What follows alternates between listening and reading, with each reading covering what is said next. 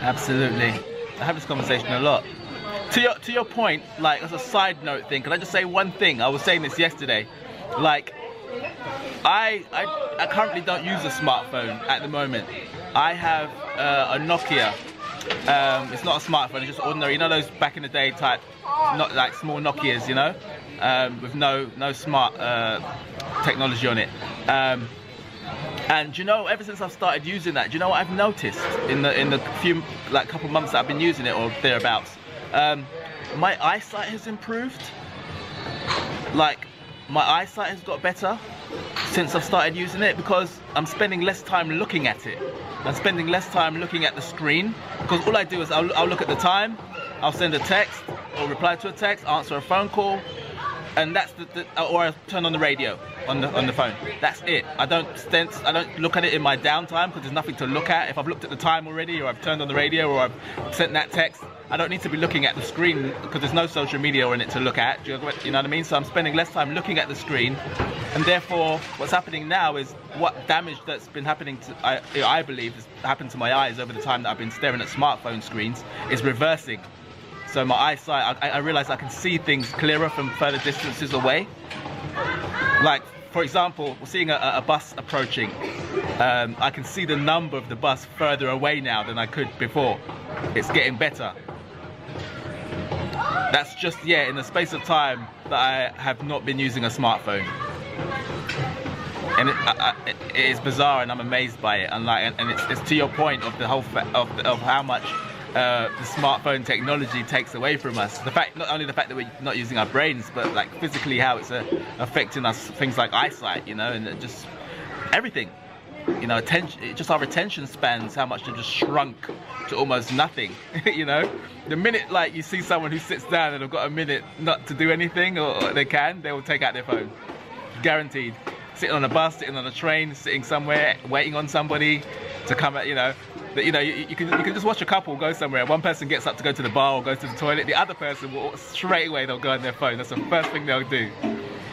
That sounds familiar, doesn't it? You've seen that 100 times. Even yourself, you could say you've probably done that. I know I have.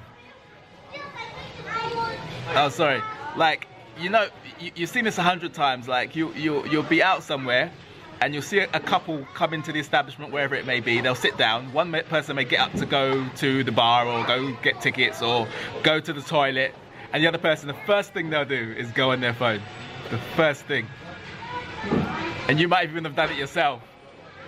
Yeah, or they'll both sit there and take out their phones together, and like, yeah, or separately, and yeah, totally. Someone has an argument for that though. They said that it's like, we complain about seeing that, but at the same time, back in the day, you wouldn't have had nothing to do. Like, they wouldn't be talking. It's like they're saying, like, thank goodness they have a device now. They can actually do something they actually want to be doing, rather than sitting there staring into space. Like, that's what kind of someone says that's like a counter argument to that. Them, you know, how bad it is that people are together and on their phones. But yeah, I see both sides, I guess.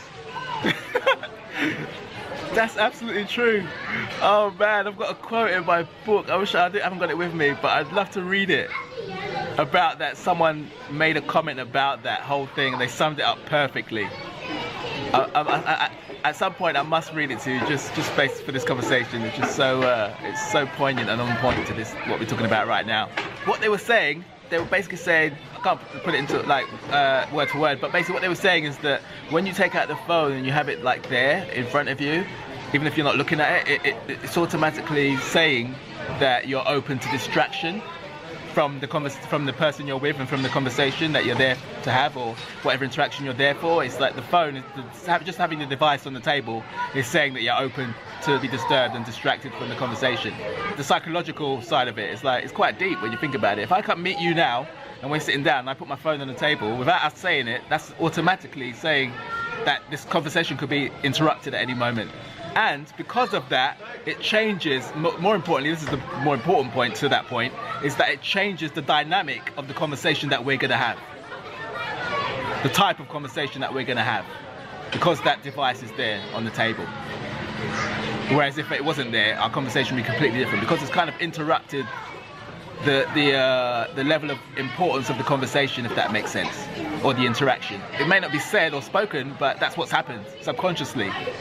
So how we might interact has changed, absolutely changes it. And also, even if no one acknowledges openly that the phone just went off, like even if the phone beeps and none of us reacted, even then it still has a subconscious effect and affects how we interact from that moment on, the moment that beep goes off. And I think that's mind-blowing. The depth of our conversation is affected. That's so good. That is so good. I love that. I think that's, I've heard that, and I think that's, I've always said, when I have an important event or a gathering or something I want to meet people for, you know, and get together, I'm going to employ that rule. I've always said it, 100%. I make people do it now, actually. If I'm meeting someone, I actually, and they're looking at their phone, I actually take their phone from them and put it with mine and push it to the corner. You know what it is? It's habit. It's habit, and it's like the norm now. Everybody's doing it, so it's acceptable. You know, although it's not acceptable at all, it's accepted. You know, and it's yeah, it's terrible, and we don't realise what it's doing. How our ability to think is affected, concentrate, dumbing us down, exactly, remember things. And like I said, our eyesight has been affected severely, and we don't realise.